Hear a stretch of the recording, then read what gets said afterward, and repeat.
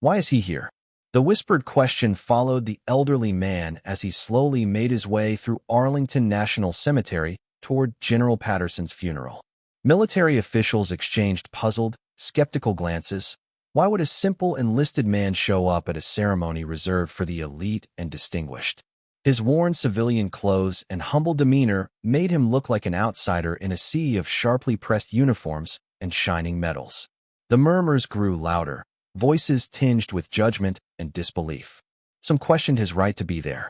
Who was this unassuming figure who seemed so out of place among the powerful and decorated? Yet, the man moved steadily forward, clutching memories far heavier than any ribbon or badge. Then, just as whispers threatened to turn to confrontation, a sharp-eyed aide stepped forward, cutting through the doubt like a blade. "Sirs," he announced with quiet authority, "that's Colonel Martinez. He was General Patterson's first commanding officer 40 years ago. Everything the general learned about leadership came from that man." The crowd fell into stunned silence as respect replaced suspicion. They had just unknowingly questioned the man who had shaped the leadership of the fallen general himself, a mentor whose influence had echoed across decades and battlefields, earning him a place far beyond the ordinary. Welcome to Echoes of Honor. Before we continue this moving story, tell us in the comments from which city in the world are you watching this video today. And if you think stories like this need to be heard, hit that subscribe button to support the channel. We're growing every day, and I sincerely thank you for being a part of it. The funeral of General Robert Patterson at Arlington National Cemetery drew an impressive gathering of military leadership, government officials, and distinguished guests whose presence reflected the general's 4 decades of distinguished service and his influence on American military policy. The ceremony represented one of the most significant military funerals of the year, with active duty generals, retired flag officers, and defense officials creating a gathering that resembled a who's who of American military leadership. Among this distinguished assembly, the arrival of an elderly man in civilian clothes drew immediate attention and speculation from the protocol officers responsible for managing the ceremony. He appeared to be in his late 70s, moving with the careful deliberation of advanced age, wearing a simple black suit that had clearly seen many years of use. His appearance contrasted sharply with the crisp uniforms and polished bearing of the military dignitaries who filled the ceremonial seating areas. The man was Colonel Eduardo Martinez, though he had long since retired from active duty and rarely used his military title in civilian life. At 78, he lived quietly in a small apartment in San Antonio, Texas, surviving on his military pension and the modest savings he had accumulated during 40 years of service that had taken him from enlisted man to field-grade officer through a combination of merit, dedication, and the kind of leadership that earned respect from both subordinates and superiors. When Eddie had seen General Patterson's obituary in the military newspaper, he had immediately made arrangements to attend the funeral despite the financial strain of travel and the physical challenges of the long journey from Texas to Washington. Patterson had been more than just another officer under his command. He had been like a son, a young second lieutenant fresh out of West Point who had been assigned to Eddie's unit during the early stages of what would become a distinguished military career. The relationship between them had begun 42 years earlier when then-Lieutenant Patterson arrived at Fort Benning for his first assignment as a platoon leader in Eddie's company. Patterson had been typical of many young officers, academically brilliant, theoretically sound, but lacking the practical experience and leadership intuition that could only be developed through mentorship and real-world application of military principles. Eddie had taken the young officer under his wing, recognizing both his potential and his need for guidance from someone who had risen through the ranks and understood leadership from the perspective of someone who had earned rather than been granted authority. Their relationship had developed into one of mutual respect and genuine affection, with Eddie serving as both commanding officer and father figure to a young man who was far from home and struggling to translate academic knowledge into practical leadership skills. As Eddie made his way through the cemetery toward the funeral site, he was intercepted by Major General Catherine Williams, the officer responsible for funeral protocol and security. Her job was to ensure that only authorized personnel attended high-level military ceremonies, and the presence of an unknown civilian at such a distinguished gathering raised immediate security concerns that required investigation. "Excuse me, sir," General Williams said with the kind of professional courtesy that masked her underlying suspicion and concern. I'm General Williams, and I'm responsible for ceremony security. May I ask your name and your connection to General Patterson? Eddie looked at her with the patient dignity of someone accustomed to dealing with military bureaucracy and protocol requirements. I'm Eduardo Martinez. I served with General Patterson many years ago when he was a young lieutenant. General Williams consulted the guest list on her tablet, scrolling through the hundreds of names that had been approved for attendance. Eddie's name was not among them, which meant he was either an uninvited guest or someone who had been overlooked during the planning process. Either possibility required further investigation to maintain the security and dignity of the ceremony. I don't see your name on the authorized guest list, she continued, her tone becoming more formal as she followed security protocols. Did you receive an official invitation to attend this ceremony? No, ma'am, Eddie replied honestly. I just saw the obituary and felt I needed to be here to pay my respects. This response raised additional concerns for General Williams, who had been trained to be suspicious of unauthorized attendees at high-profile military events. The combination of his civilian clothes, his absence from the guest list, and his vague explanation about serving with the general created a profile that security protocols required her to investigate further. Sir, I'm going to need to ask you some additional questions to verify your identity and your relationship with General Patterson, she said, signaling to a nearby military police officer to join the conversation. Can you provide some identification and tell me specifically when and where you served with the general? Eddie reached into his jacket pocket and produced his military retiree identification card, along with a worn leather wallet that contained photographs and documents he had carried for decades. I served as company commander at Fort Benning from 1982 to 1985. Lieutenant Patterson was assigned to my unit straight out of West Point in 1983. General Williams examined the identification card carefully, noting that it confirmed Eddie's military service but didn't necessarily validate his claim about serving with General Patterson. The security protocols required her to verify such claims independently, especially given the high-profile nature of the funeral and the potential for people to fabricate connections to gain unauthorized access. Sir, I'm going to need to verify this information before I can allow you to proceed to the ceremony, she said, her tone becoming more official as she followed established procedures. Captain Morrison, please escort Mr. Martinez to the security checkpoint where we can conduct a more thorough verification of his credentials. The military police captain stepped forward with the crisp professionalism that marked his approach to security duties. Sir, if you'll come with me, we'll get this sorted out quickly so you can attend the ceremony if everything checks out. Eddie nodded with understanding, recognizing that the officers were simply doing their jobs and following protocols designed to protect high-level military ceremonies. He had spent enough years in the military to appreciate the importance of security procedures, even when they seemed unnecessarily bureaucratic or time-consuming. As Captain Morrison began to escort Eddie toward the security checkpoint, their conversation was overheard by Lieutenant Colonel James Foster, General Patterson's former aide-de-camp, who had served with the general during his final assignment before retirement. Foster had been walking nearby when he heard Eddie's name and the discussion about his claimed relationship with General Patterson. Wait, Lieutenant Colonel Foster called out, approaching the group with the kind of urgency that suggested he had important information to contribute. Did you say Eduardo Martinez? General Williams turned toward Foster with relief, recognizing him as someone who would have detailed knowledge of General Patterson's service history and professional relationships. Yes, Colonel Foster. Do you know this individual? Foster's expression changed dramatically as he looked at Eddie with growing recognition and amazement. Sir, are you Colonel Eduardo Martinez, retired? Eddie looked surprised at being addressed by his military rank, which he rarely used in civilian settings. Yes, but I haven't used that title in years. Most people just call me Eddie. Sir, Foster continued, his voice taking on the tone of profound respect reserved for distinguished military officers. General Patterson talked about you constantly throughout his career. You were his first commanding officer, weren't you? The question transformed the entire nature of the conversation, shifting it from a security investigation to a recognition of Eddie's significant place in General Patterson's professional development and military career. General Williams realized that she was dealing with someone of far greater importance than his humble appearance had suggested. Yes, Eddie replied simply. Bobby was assigned to my company when he was fresh out of West Point. Good kid, lots of potential, just needed some guidance on how to lead soldiers rather than manage them.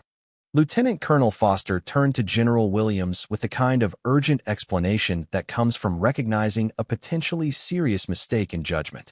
Ma'am, this is Colonel Martinez. He was General Patterson's first commanding officer and his most important mentor. The general always said that everything he learned about leadership came from Colonel Martinez. He's not just authorized to be here. He should be seated in the front row with the family. The revelation hit General Williams like a physical blow, her professional composure cracking as she realized the magnitude of her error in judgment. She had been interrogating and treating with suspicion the very man who had shaped General Patterson's character and made his distinguished career possible. The security concerns that had seemed so important moments earlier now seemed trivial compared to the embarrassment of having questioned the credentials of such a significant figure in the general's life. Colonel Martinez, she said, her voice carrying genuine remorse and newfound respect, I owe you a sincere apology. I should have recognized your importance to General Patterson and the ceremony. Please allow me to personally escort you to an appropriate seat and ensure you receive the honors you deserve. Eddie waved off her apology with the gracious humility that had marked his interactions throughout his military career. General, you were doing your job. Security is important, especially at ceremonies like this. I don't expect special treatment just because I knew Bobby when he was young. But Lieutenant Colonel Foster understood that this was about much more than personal recognition or ceremony protocol. Sir, with respect, this isn't about special treatment. General Patterson specifically mentioned in his funeral planning that if Colonel Martinez attended, he should be treated as family. The general considered you his military father. The conversation was drawing attention from other attendees who were beginning to gather around the group, sensing that something significant was happening. Word began to spread among the military officers present that the man who had been questioned about his credentials was actually Colonel Martinez, the legendary mentor whose influence on General Patterson had been referenced in countless speeches and writings throughout the general's career. General Williams made an immediate decision that reflected both her understanding of military protocol and her recognition of the situation's significance. Colonel Martinez, I'm personally escorting you to the front row. Mrs. Patterson specifically requested that any of her husband's mentors be seated with the family, and you certainly qualify for that honor. As they walked toward the ceremony site, Lieutenant Colonel Foster provided General Williams with additional context about Eddie's relationship with General Patterson and his influence on the general's development as a leader.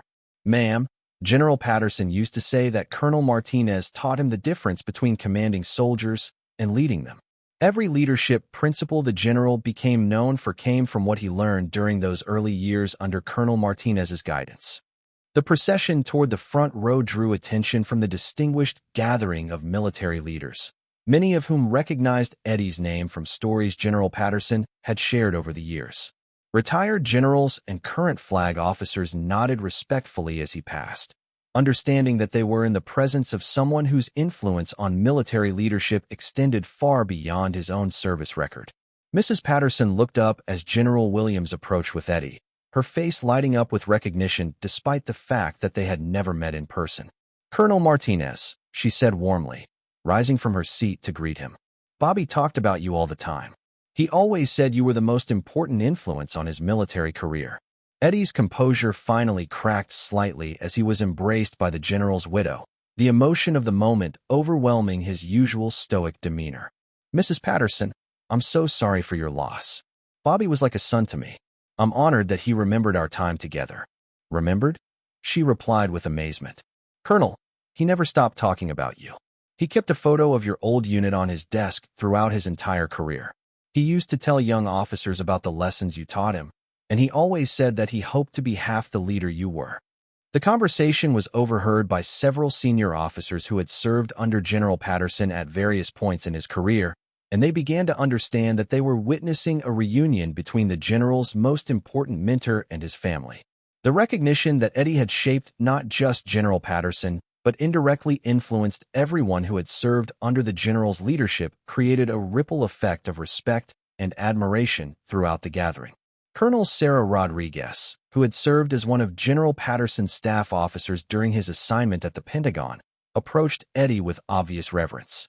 "Sir, I want to thank you for everything you taught General Patterson. Your influence on his leadership style affected thousands of soldiers throughout his career, including me." Similar testimonials came from other officers who had been shaped by General Patterson's leadership and who now understood that his approach to command had originated with the man standing before them. The security investigation that had begun with suspicion and bureaucratic concern had transformed into an impromptu tribute to one of the military's most influential but unrecognized leaders. As the ceremony began, Eddie was seated in the front row with Mrs. Patterson and the general's children, his presence lending additional meaning to the tributes and eulogies that followed. Speaker after speaker referenced General Patterson's leadership philosophy, his mentorship of younger officers, and his commitment to taking care of soldiers, all principles that those present now understood had originated with Colonel Martinez. When Chaplain Williams delivered the eulogy, he specifically acknowledged Eddie's presence and his role in shaping General Patterson's character. "We are honored today to have with us Colonel Eduardo Martinez, General Patterson's first commanding officer, and the man who taught him what it meant to be a leader of soldiers rather than simply a manager of resources." The recognition drew sustained applause from the gathering, a tribute not just to Eddie's influence on General Patterson, but to his broader impact on military leadership through the officers who had learned from his protege. The ceremony became not just a funeral for General Patterson, but a celebration of the mentorship and leadership development that had shaped multiple generations of military officers.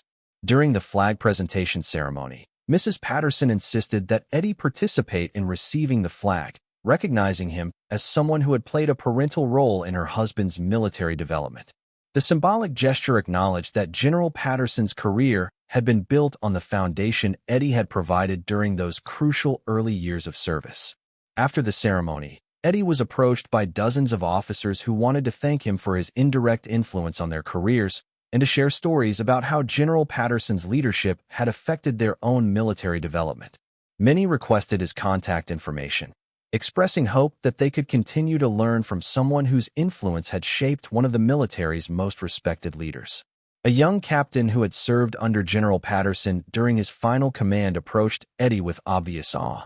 "Sir, I want you to know that everything I learned about taking care of soldiers came from General Patterson, and now I understand that it really came from you.